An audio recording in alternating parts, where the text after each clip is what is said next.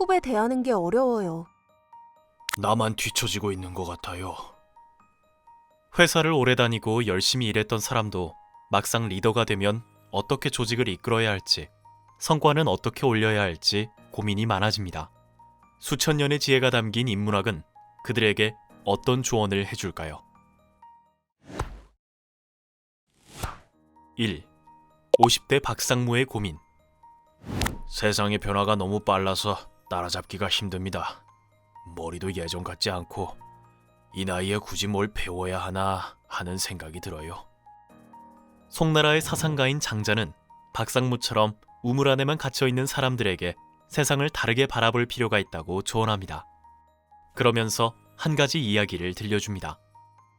북해에 한 물고기가 있는데 이름을 곤이라 한다.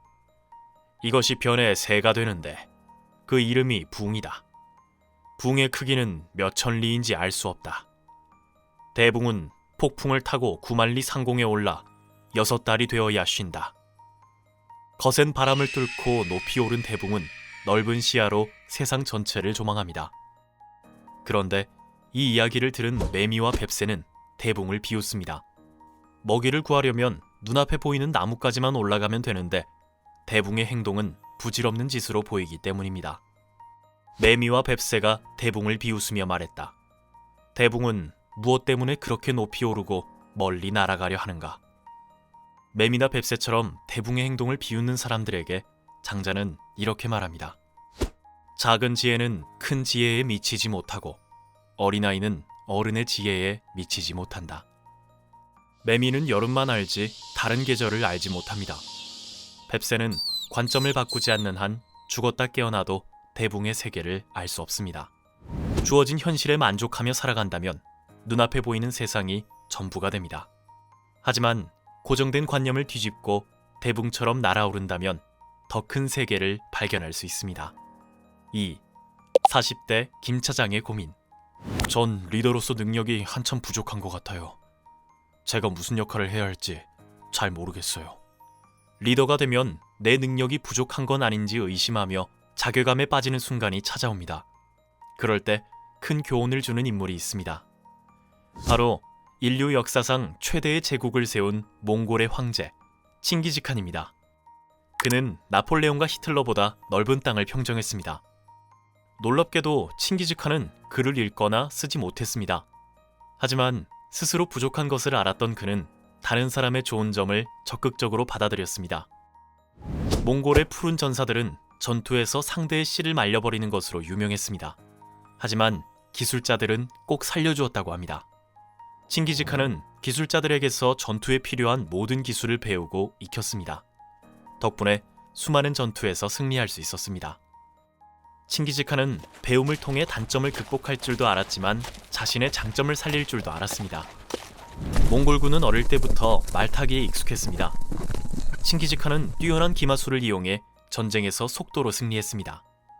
탁월한 성과를 내고 싶다면 칭기즈칸처럼 나를 잘 알아야 합니다. 내가 가진 것과 가지지 못한 것은 무엇인가? 내 장점은 무엇이고 부족한 것은 무엇인가?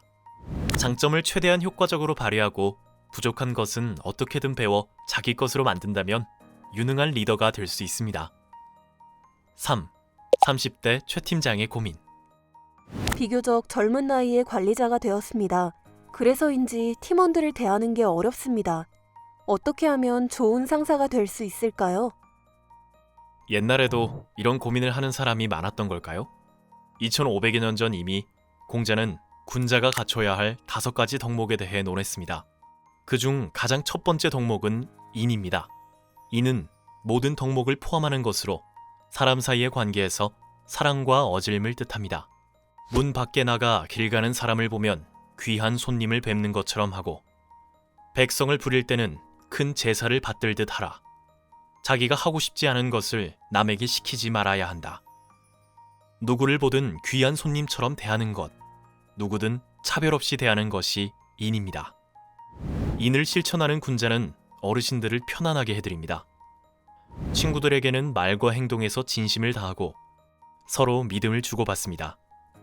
나이 어린 사람들과의 관계에서는 사랑을 베풉니다. 먼저 경험한 사람으로서 후배들을 보듬어 주는 것이죠. 반면 인을 실천하지 않는 소인은 비교하면서 열등감을 느낍니다. 어떻게든 남을 끌어내려서 자기를 드러내려 하죠. 군자는 다른 사람의 아름다운 명성을 이루게 하고 나쁜 명성은 이루어지지 않게 한다. 소인은 그와 반대로 한다. 군자에게 나와 남은 다르지 않은 존재입니다. 괜히 시기 질투할 필요가 없기에 타인의 장점, 잠재력을 더 빛나게 해줍니다. 마지막으로 소인은 잘되면 자기가 잘나서 그런 것이라고 생각하지만 잘못되면 남 탓, 세상 탓을 합니다. 군자는 일이 뜻대로 되지 않을 때 남을 탓하지 않습니다. 모든 것은 자신에게서 비롯된다는 것을 알고 있기 때문입니다. 팀원들을 어려워하지 말고 사랑으로 대해주세요. 그들의 장점을 발견하고 드러나게 해준다면 좋은 리더가 될 것입니다. 어떤 관점으로 내 삶의 주인이 될 것인가? 삶 속에 인문학을 허용한다면 탁월한 관점으로 세상을 바라보게 되고 자기 삶의 주인이 될 수 있을 것입니다. 세상을 간파하고 움직이는 리더가 되는 법. 하루 15분 리더를 위한 인문학 수업. 이 콘텐츠가 도움이 되었다면 구독과 좋아요를 눌러주세요.